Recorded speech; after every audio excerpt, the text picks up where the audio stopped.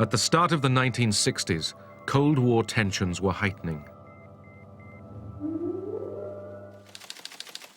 Confrontation threatened.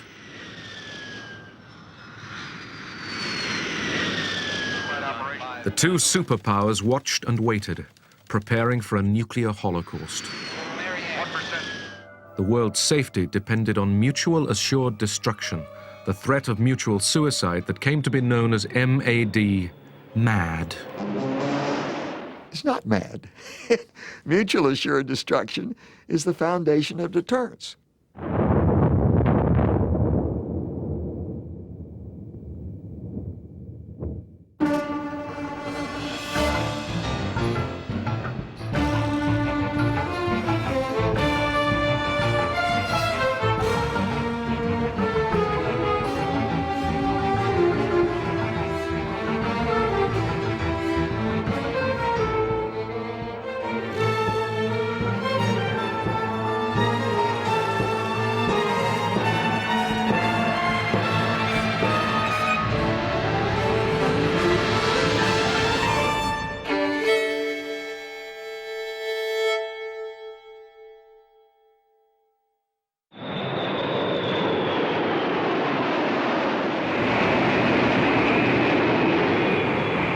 On the 1st of July 1960, an American RB-47 reconnaissance plane like this took off on a routine mission to probe the radar defenses of the Soviet border. We took off from Brize Norton Air Base in England. That was our forward operating location on that particular date. And we were supposed to fly this quote-unquote milk run. There's not supposed to be any particular problems during that particular flight. And we thought that this would be a rather simple flight, although it was a 12-hour mission. They flew in order to detect our radar stations. They wanted to know the location of the air defense system of the Soviet Union. They often flew close to our borders. We started flying parallel to the Soviet coastline, which had Murmansk and the mouth of the White Sea and so forth up there. And we knew there was quite a bit of activity going on up there by the Russians at that time. I was on combat duty to intercept, and I flew up to find the enemy. I was guided from the ground. When I saw the enemy plane, I identified it and radioed my base. The co-pilot said, check, check, check, right wing. And the aircraft commander, Major Palm, said, where the hell did that guy come from? I signaled the plane to follow me. He wouldn't obey. I radioed my base and asked what I should do. An order came back, destroy it. I opened fire, and the plane started to burn. As the MiG fighters returned to base, John McCone and co-pilot Bruce Olmsted parachuted to safety and imprisonment in Moscow's Lubyanka prison. The 4 other Americans on board had died in midair.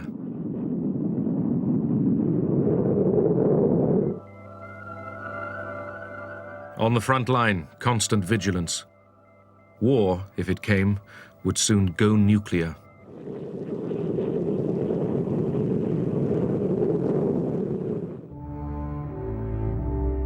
American Titan missiles, each with a warhead that could destroy Moscow, were ready to be launched. It would be done before we had time to stop and think about what we were doing. It doesn't take all that long, and it was just automatic. There was no question in our mind that this was the thing to do. If we had ever received a launch message over the PAS system, I would have had absolutely no doubt that my life expectancy was measured in probably less than a half an hour. And the only question was, would we be able to launch this missile before the incoming hit us? Pearl Harbor was still a painful wound in the American psyche. In Alaska, Greenland, and England, ballistic missile early warning radars were in operation. America did not want to be surprised again. The Cold War was a war that went on 24 hours a day, 7 days a week. We felt that they were trying to take over the world, and actually we were one of their largest stumbling blocks in that effort. Therefore, we were one of their primary enemies, and their primary target was to take over our country. They were banging it into our heads, and we couldn't have imagined otherwise. The Americans were aggressors who wanted to conquer the whole world, and we had to protect the world. In 1961, the new American president, John Kennedy, had taken office in a tense nuclear world. He inherited from Eisenhower the doctrine of massive retaliation. The term massive retaliation, as it was understood at the end of the 1950s and the beginning of the 1960s, was a policy of responding to major Soviet conventional attacks, for example, in Western Europe, should that have occurred, with a massive nuclear response.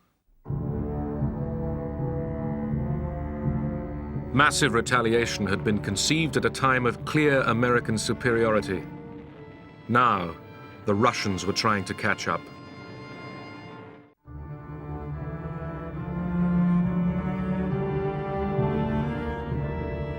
Возник, так сказать, синдром. There was a syndrome to catch up and overtake, to try and show everyone that we weren't far behind the Americans, that we too had nuclear weapons. There were those who said that we can only prevent a nuclear war if we oppose world imperialism with a force of similar strength.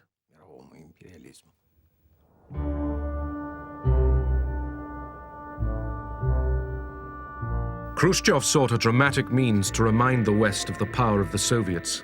He broke a moratorium on nuclear testing.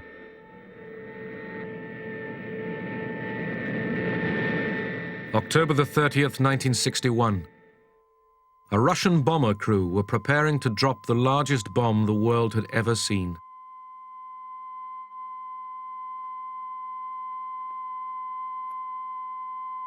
Одна.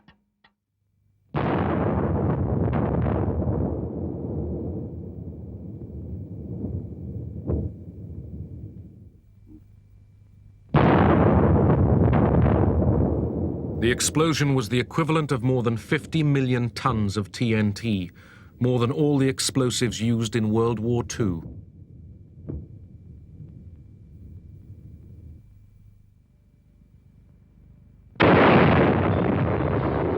"50 miles away, people were blown off their feet.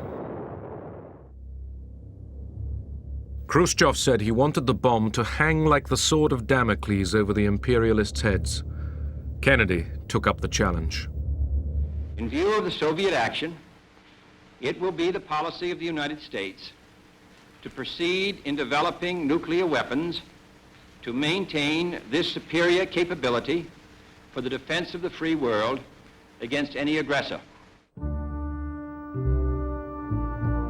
To Kennedy's anger, the super bomb was just one of a series of Soviet nuclear tests.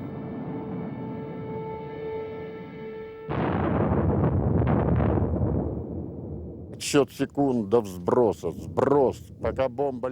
remember counting down the seconds, then dropping the bomb. We had to put on special glasses and pull down curtains to protect us against the radiation. We'd put on the glasses, but we'd forget to draw the curtains as we wanted to have a peek. Suddenly, there'd be something like a rising sun. The clouds disperse, and you see a beautiful, beautiful picture, like in a fairy tale. A mushroom growing up and up. It's on top of you, and you're going underneath. The instruments measuring the level of radiation went right off the scale. But of course, we forgot about that. Then suddenly, there is a huge blow as the shockwave hits the plane. all the controls go crazy, and you have to grab the joystick and quickly try and get it under control. The plane was thrown from side to side. We knew what a nuclear explosion was like.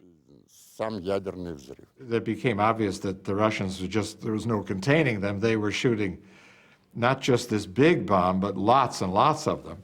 And we essentially did the same thing. We went and, we got bombs from wherever we could find them and took them to Nevada and shot them just in order to respond to these Russian tests. It was a crazy period.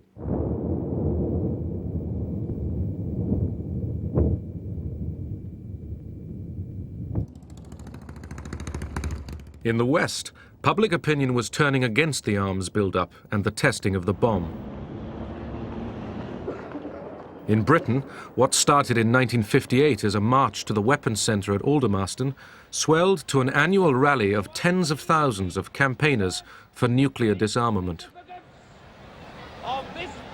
We did seriously accept the fact that if a nuclear bomb was used in the London area, the effect was going to be so massive over such a geographical area that even people living miles out would have repercussions. And we were quite serious in our expectation that this could happen. The scientists have made it, it's there and available. Somebody's going to want to use it. Kennedy and his Secretary of Defense McNamara were increasingly aware of the danger of relying on the strategy of massive retaliation. Nuclear weapons have no military utility whatsoever, excepting only to deter one's opponent from their use, which means you should never, never, never initiate their use against a nuclear-equipped opponent. If you do, it's suicide. And that conclusion I came to very early. As I say, when I came in, I didn't know the difference between a nuclear weapon and a conventional weapon. But it didn't take me long to find out, a few months, and I came to that conclusion. The problem was how to implement the conclusion. McNamara presented the Joint Chiefs of Staff with an appealing alternative. Soviet cities were no longer to be targeted. They were to strike only at Soviet military forces. This was known as No Cities Counterforce. And if both sides did that, then the casualties in the unlikely and very undesirable prospect of a nuclear war would be less. This idea of a no cities plan is striking only against military bases, rocket forces and submarines. It was simply an attempt to make nuclear war morally acceptable.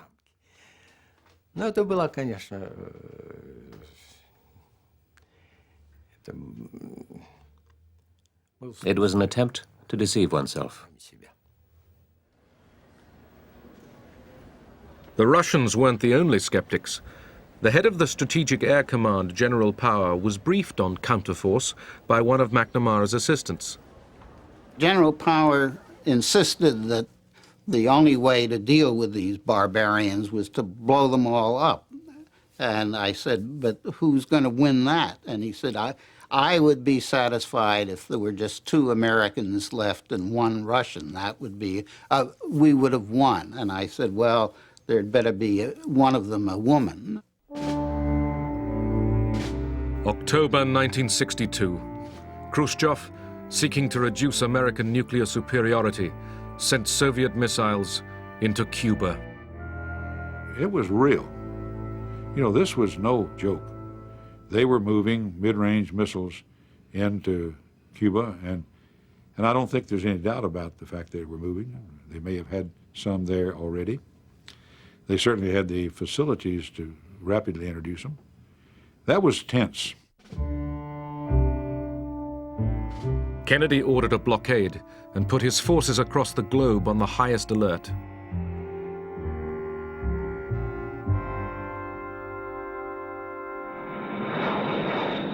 B-52s loaded with hydrogen bombs were ready for war.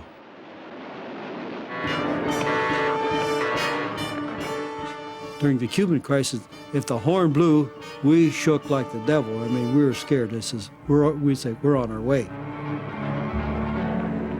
So we simply ran to that airplane and fired up the ground carts to get power to the airplane and air to start the engine. And we cranked those engines as fast as we could, and we would listen for a message from Strategic Air Command to give us instructions on what type of exercise it was, if it was a practice or if it was a real thing. You know, you literally swallowed because you didn't know what it was going to be. Confronted by Kennedy's nuclear superiority, Khrushchev turned the missile ships back. Both Khrushchev's government and Kennedy's government proved to be wise enough to find their way out of this situation.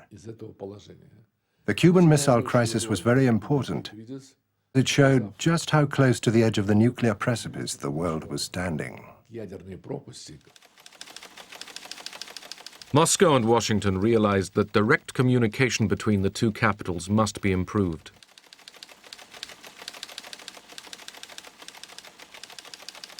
They installed the hotline between them.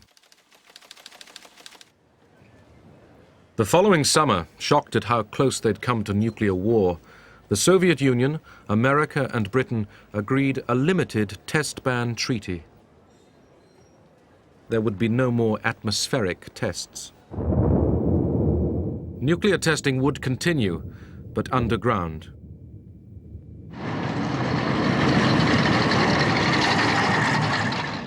In Russia, the Kremlin had learned a lesson. Never again did it want to confront America from a position of weakness. Lack of nuclear armaments and the weakness of the Soviet Union came as a shock to the Soviet leadership. It was like a cold shower for the government, who realized that these weaknesses had to be overcome.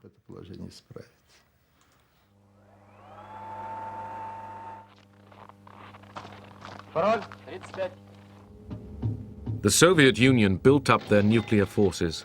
They added hundreds of missiles to their arsenal.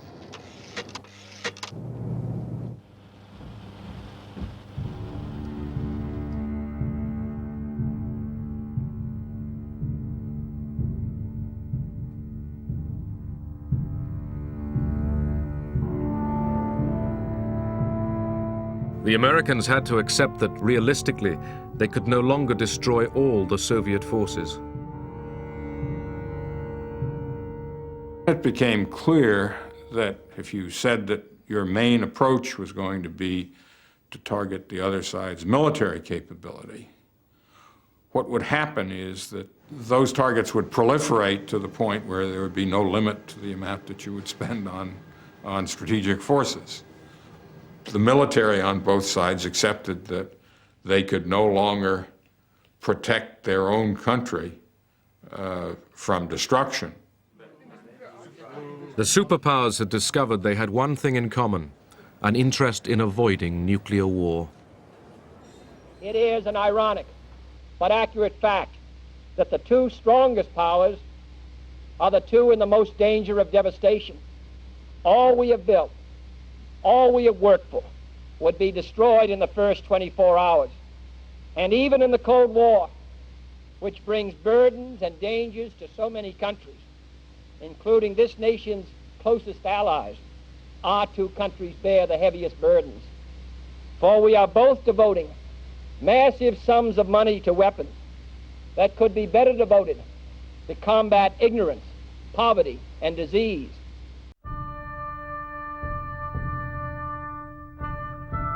A grim logic was beginning to emerge. Nuclear disarmament was not achievable, yet nuclear war was unthinkable.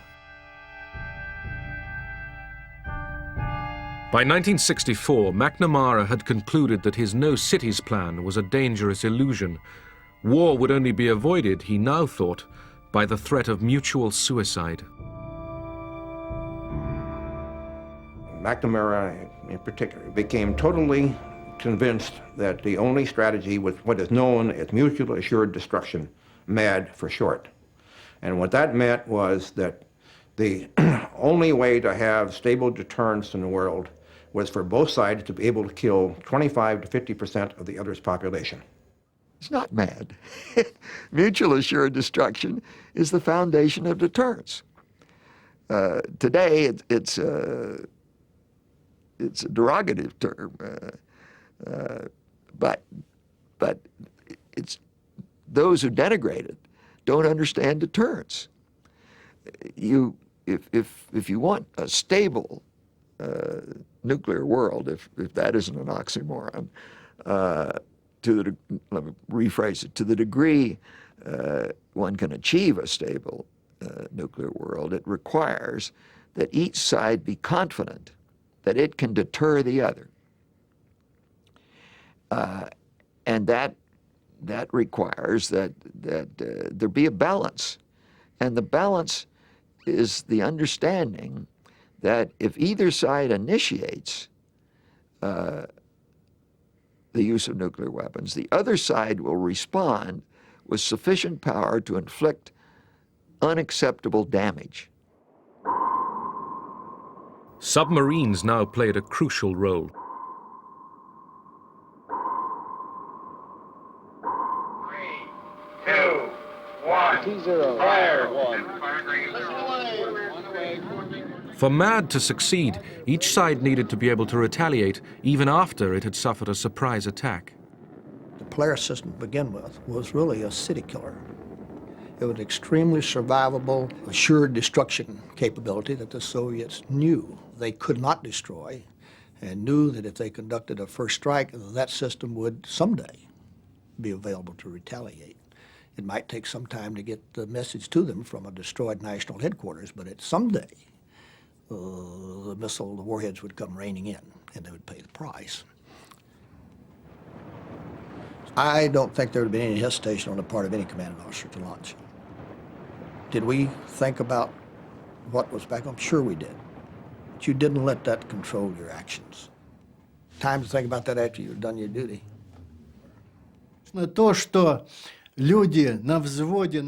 fact that very tense people were close to nuclear weapons, ready to use those weapons, presented a huge danger to the world. And of course we felt uncomfortable, but we still had to accomplish our task, like the Americans had to accomplish theirs, and we would have accomplished it.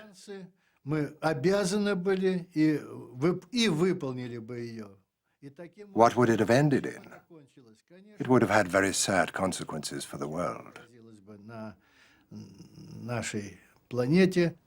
I thought from the beginning it was morally bankrupt, decrepit, morally I just do not accept war, that the primary objective of the war is to kill people. Primary objective of war is to win the bloody thing with as few losses to, first of all, to your own side, and second to the other side. Always you want to minimize losses on both sides, but first of all yourself. But you want to win the thing and get it over as soon as possible. If the first day had involved attacks on cities, then it would have been just unbelievably catastrophic. Tens of millions of deaths and enormous destruction. Even one thermonuclear weapon on a large city would be destructive on an almost unimaginable and unprecedented scale. World War II killed 50 million people, but it didn't do it in one day.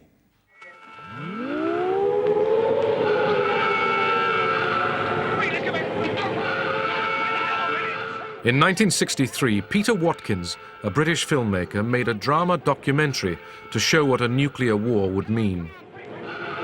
9:16 a.m. A single megaton nuclear missile overshoots Manston Airfield in Kent and airbursts 6 miles from this position.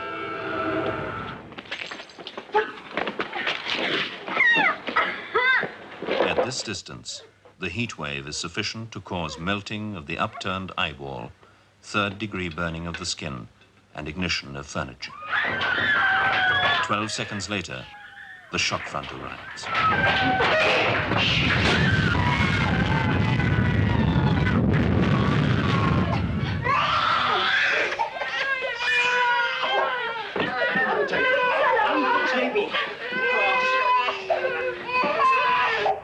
blast wave from a thermonuclear explosion has been likened to an enormous door slamming in the depths of hell.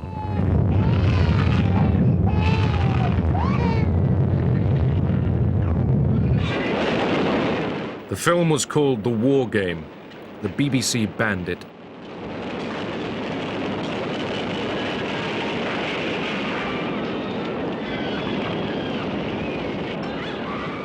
It wasn't seen on television for 20 years.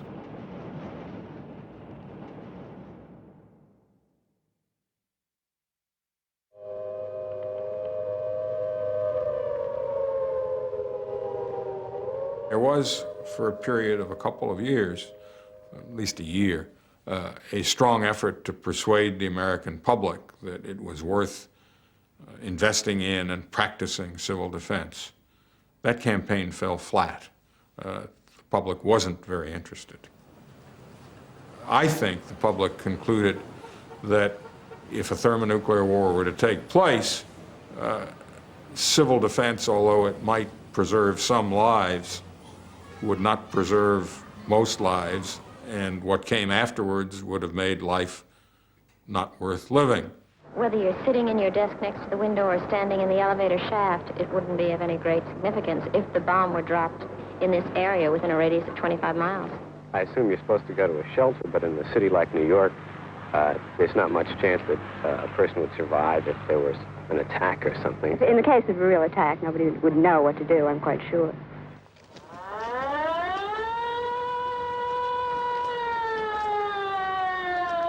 Officially, the Russians took civil defense more seriously, but the reality was not encouraging.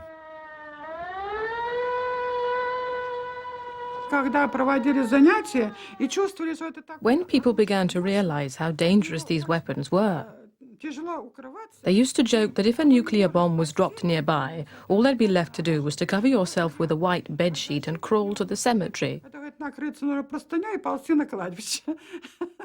If you could make it to the cemetery, that is. The leaders were guided by the idea that, as there might not be a nuclear war, why spend money which we were so short of? On the other hand, if there was a war, civil defense would not help. It was a very sensible, purely pragmatic Russian attitude.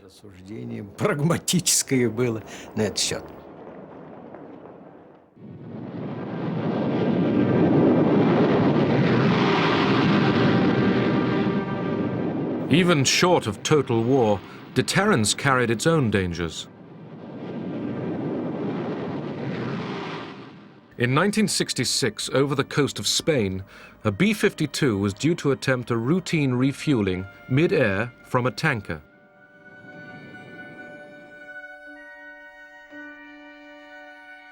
In the village of Palomares, Simo Ortez was setting out for the day's fishing.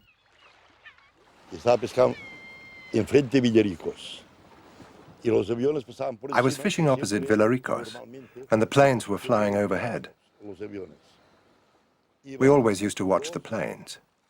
There were two B-52s refueling, and the ones at the back must have brushed against each other, and the planes exploded. I remember all this fire in the air and pieces of aeroplane falling to the ground. I remember all the neighbors running to the place where the smoke came from. We thought that what had fallen there was still burning.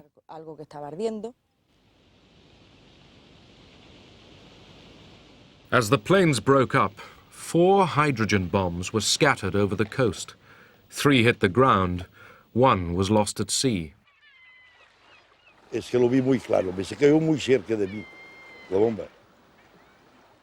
saw it very clearly. The bomb fell into the sea, very close to me. And then I saw how much interest the Americans showed. The whole Sixth Fleet came. There were 5,000 soldiers living on land in tents.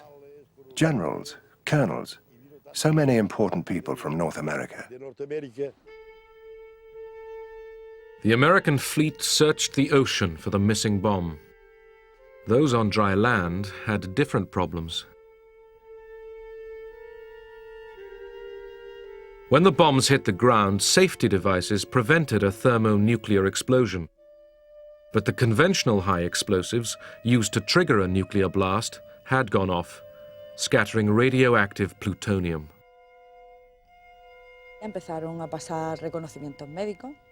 They started doing medical checkups here in the town with a Geiger counter. Some people had to throw away their clothes because they were contaminated. The houses were washed down with detergent or water. At no stage did the Americans tell us anything. People were scared because no one knew what was happening. All you knew was that you were forbidden to eat things, that you couldn't go out on the street, you couldn't touch anything. Everything but everything was permanently prohibited. Over 4,500 barrels of contaminated soil were shipped back to the United States for burial. At sea, the search continued for the missing bomb.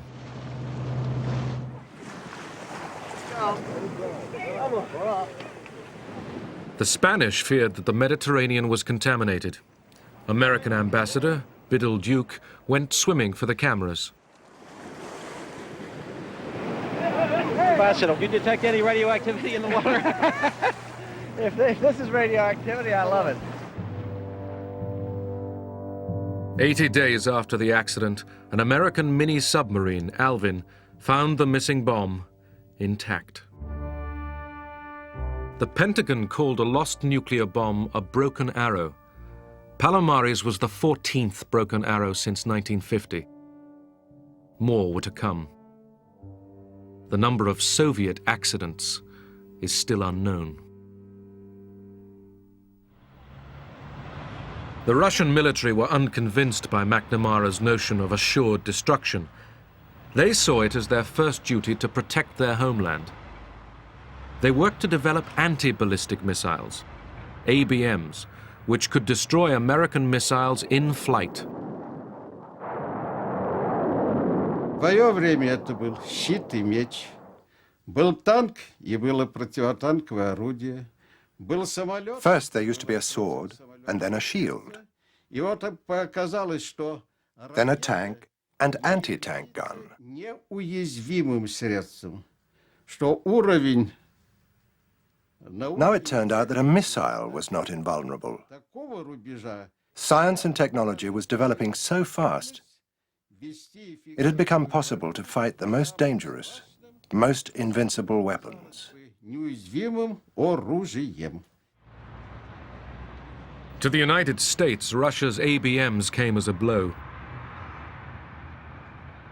It was a terrible paradox.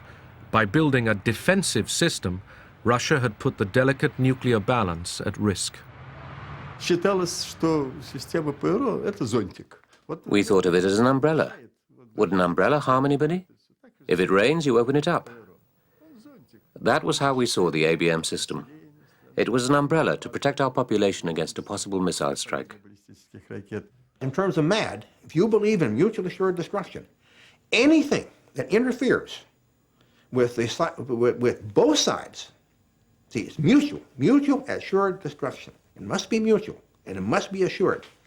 So anything on either side that it would interfere with both sides, either or both sides, capability to kill 20 to 50% of the population of the other side is, by definition, destabilizing. Введение ПРО элемента, оно... The introduction of ABMs destabilized MAD, the balance of terror. Balance of terror. We were both so afraid of nuclear armaments. We knew that you wouldn't strike and we wouldn't strike. But now, if one side could counter the other's ability to respond, then they had the advantage. America, too, had been developing an ABM system, but McNamara was reluctant to authorize production. The system was easy to beat, and the sums just didn't add up. The ratio of cost to the defender as against the offense was very unfavorable in that it would cost, say, like $5 to the defense to counter every dollar that the offense spent. and therefore the economics just strongly favored the offense. McNamara convinced President Johnson to abandon ABMs, but only if the Soviets agreed to do the same. In 1967, war in the Middle East raised international tension to boiling point. America supported Israel, the Soviet Union supported Egypt, Syria, and Jordan. The Israelis have released these dramatic aerial pictures to support their claim to have shot down 6 MiG fighters of the Syrian Air Force. Israel swiftly inflicted a crushing defeat. America, fearful that the Soviet Union might come to Egypt's aid, prepared the Sixth Fleet for action. Six-Day War between Israel and Egypt. And as a part of that, the hotline was used for the first time. And one of the messages from Kosygin to President Johnson was, if you want war, you'll get war. And these were very, very tense times. To reduce the tension, President Johnson and Soviet Premier Kosygin agreed to meet at Glassboro, New Jersey. In spite of the Middle East crisis, ABMs were high on their agenda. The president and the premier had a meeting, and the president started speaking. He said, let's come to an agreement. Let's each not build such expensive ABM systems. Kosygin said, I'm against this. Why do you object to a system that protects people? Defense is something moral, and aggression is immoral. Missiles mean aggression. If you agreed to reduce the number of aggressive missiles, then I could speak about reducing our defense system. Whilst the arguments over ABMs continued, American scientists were preparing a countermeasure: multiple, independently targeted re-entry vehicles, MIRVs for short.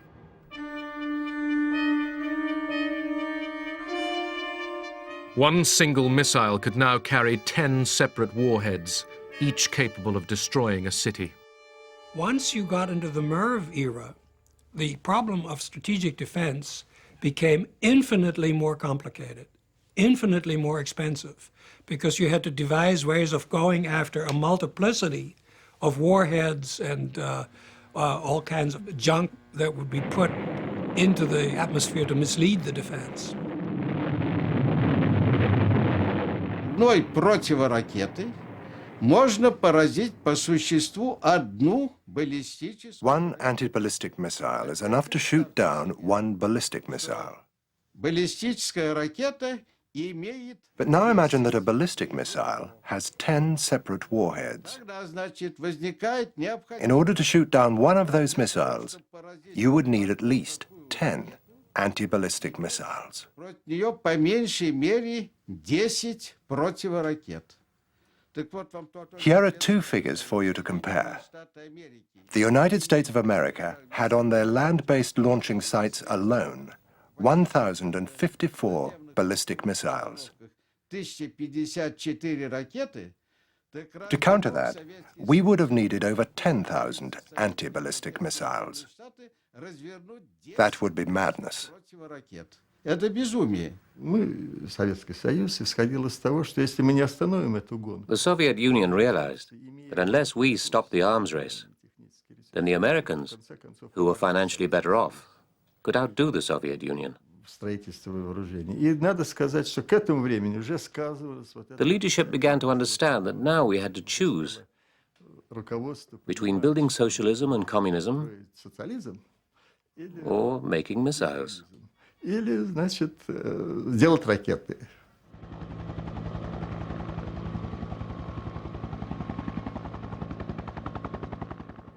By 1969, the superpowers were, between them, spending more than $50 million a day on nuclear armaments.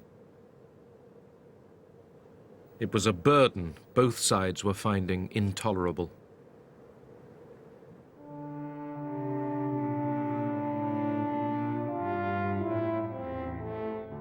At last, they agreed to meet in Helsinki to try to halt the arms race. The negotiations came to be known as SALT. Well, SALT stands for Strategic Arms Limitations Talks. It was an effort, in the light of later events, a rather modest effort to try and put some kind of a cap on the accumulation of strategic delivery systems.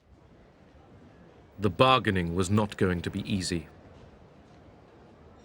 Как в омут, вот закрывали глаза и ныряли. It was like diving into a swamp with your eyes closed. There were a lot of doubts and difficulties in organizing these things, particularly because before going to the talks, the members of the delegation were called up by Brezhnev and very seriously warned not to say too much. He reminded them that the KGB was listening and the Lubyanka prison was watching. Имейте в виду, что за вами Лубянка. The Soviets were far more hesitant about doing anything that might involve some sort of intrusion into their society, because inevitably anything to do with real arms control would involve inspection, verification, and so on and so forth. And this, for the Soviets, remained anathema. Negotiations dragged on throughout 1970 and 1971, as each side tried to come to terms with the other's philosophy. The Soviets really had it in their gut, in the marrow of their bone, this inherent right of a nation to defend itself. And there wasn't really any argument in those days, early days, of a technical nature, of a strategic, analytical nature. It was just the God-given, they wouldn't have said God, right of a nation to defend itself. Советский Союз был как бы голый, окруженный вокруг. The Soviet Union felt naked, unprotected, surrounded everywhere by American nuclear forces.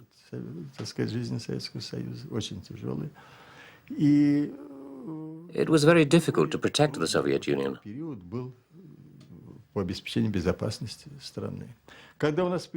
When we had developed our own ballistic missiles, although we had very few, we realized that it had acted as a counterbalance. But when we started the talks, we remembered all the kinds of weapons that could reach us. Behind the scenes, Henry Kissinger, Nixon's national security advisor, arranged private meetings with Soviet ambassador Anatoly Dobrinin.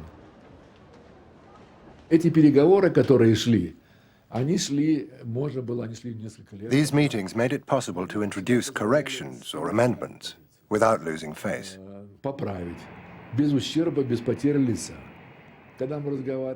Using the back channel with Kissinger, we could first state the official point of view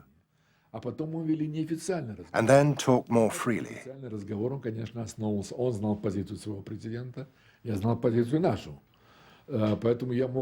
I would say, Henry, mind you, or you should realize.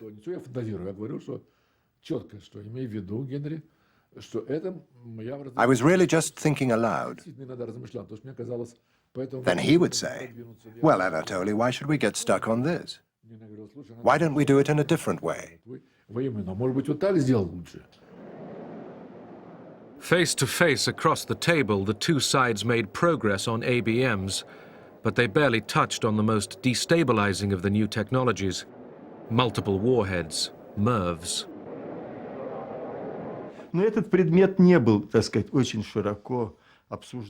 The subject was not really discussed, because by then the Americans already had this technology, and Russia didn't.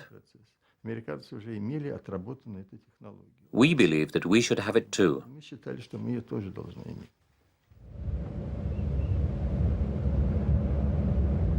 Finally, in May 1972, after almost 3 years of negotiations, President Nixon arrived in Moscow to sign the SALT agreements with Premier Brezhnev. ABMs had now been discredited, and the two sides agreed to limit them. But all they could agree on offensive weapons was a temporary freeze on missile launchers. The superpowers were learning to cooperate. Yet their failure to control MIRVs meant that in the next decade, Russia and America would add 12,000 nuclear warheads to their arsenals.